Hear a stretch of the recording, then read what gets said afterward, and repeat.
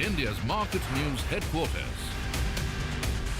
Cutting-edge analysis. Influential insights. Market-moving intelligence. Broadcasting live from the CNBC TV 18 Motilal Oswal studios in Mumbai.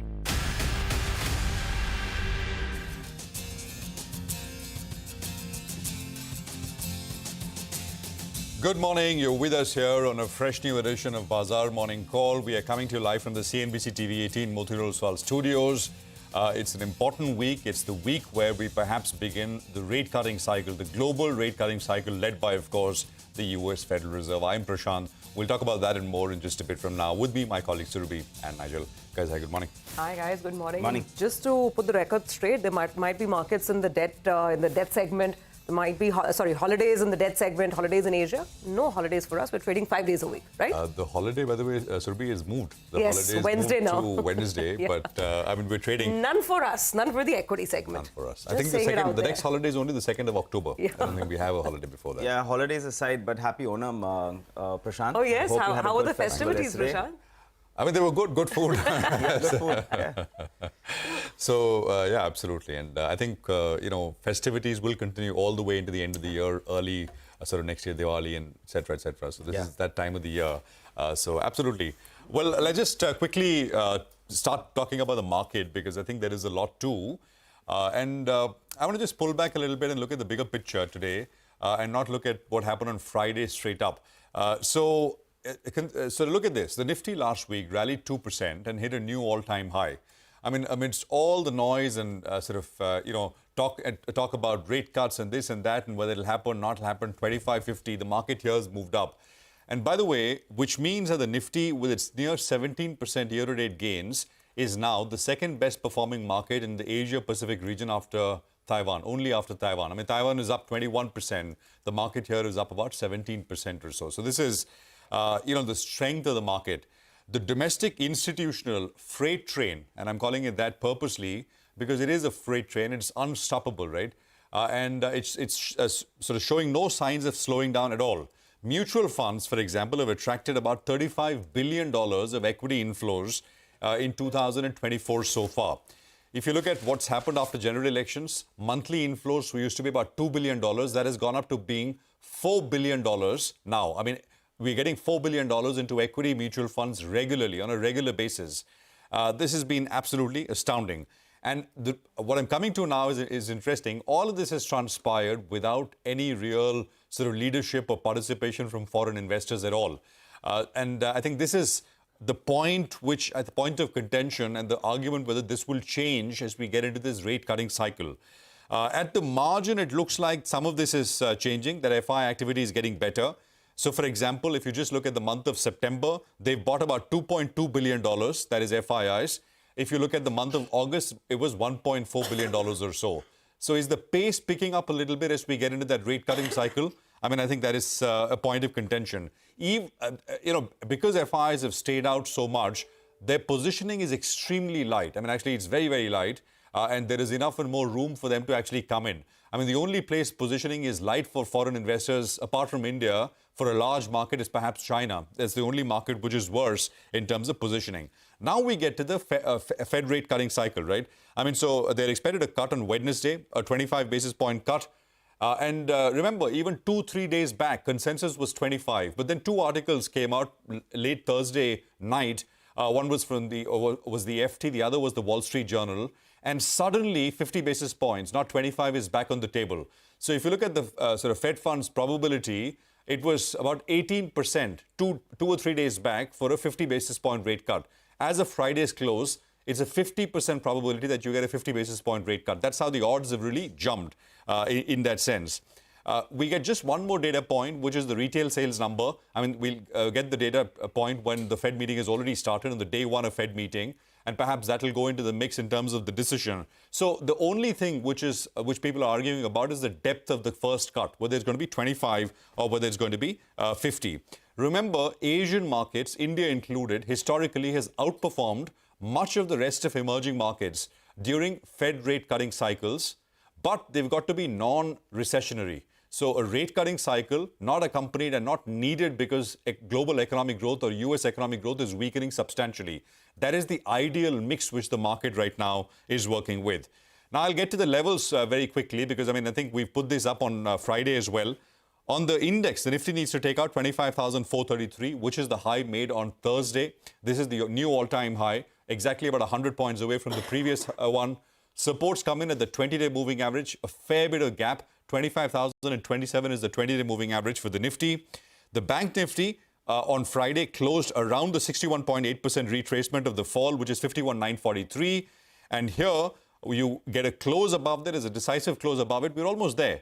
And then you basically target 52,565. That is a 78% retracement, 61.8 and then 78%. And then, of course, you basically target all-time high. Supports here are the 40-day exponential, which is 51,115, a few percentage points away from where we left off. GIFT Nifty will come up on your screens, about 65 points higher once again. It just makes you wonder whether this is the beginning of a fresh up, of altogether a fresh thrust higher, a fresh up move, or this is going to be a bit more incremental, at least in the very near term, because the market's done a fair bit of heavy lifting over the last couple of weeks. Just look at what's happened from the 5th of August lows when global markets were a little nervous and things sold off. We've done very, very well indeed. Surabhi. Oh, absolutely, yeah. It's been really the rise and rise of India, right? Yeah. And September so far has not been bad at all. Just to put things in context, like I was saying, lots of holidays across the region today and tomorrow for some markets. So just to sound you out, China is closed today and tomorrow for the Mid-Autumn Festival. That also is the reason why South Korea is closed today. There's Japan, which is shut down because of the respect for the Aged Day holiday. So basically, short point, Hong Kong is the only major market that's trading in the region. And it is reacting to weak data that came out from China over the weekend. So that whole picture is not really changing. All these are August numbers that I'm talking about. Industrial output, the growth rate is 4.5% versus 5.1% in July. So that's the extent of the deceleration, and it's a 5-month low for the industrial output numbers in China. The retail sales data also lower than expectations at 2.1% versus 2.7% growth in July. And if you look at the fixed asset investment growth, then that has come in at 3.5%. This is the entire period, January to July period, where the number is 3.5%, and it's also below expectations. So really no great shakes from the numbers out there in terms of macros. Let's come back home, and here the India shining story really continues, like Prashant also mentioned. We put on about 2% last week itself, and the market's done pretty okay so far for itself, and we are barely, 70 to 75 points away from the all-time high levels that were hit last week. So the market has digested and kept that gain in check. Another interesting facet was the fall in the India VIX. Over the last several days, the VIX continues to cool off. In fact, in the last week, VIX was down almost 15 to 16%. And now the India VIX is somewhere around between 12 to 12.5. Historically, the band this year, the low has been around 10.5 on the VIX, and the high around the election period volatility was 26, 27. So the VIX in general is trending at the lower end of the band so far in 2024. The change is the sector rotation that's playing out. It's defensives in and momentum out. That's what last week tells us. So just to put the tally on the table, the outperforming sectors of last week: consumer durables, consumption, FMCG. The FMCG index was up close to 3% as well. IT continues to see a lot of traction with some big moves on Friday, so 2.5% up there. Banks are finding favor again. And what's moving out? It is the PSU space. So the PSC index was down about 1.3%.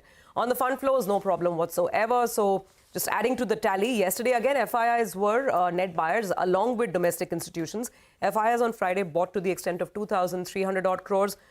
Domestic institutions bought to the extent of about 2,500 odd crores. So no problems with the fund flows whatsoever. And finally, today is a big, big day while we talk about the big global headline being the Fed.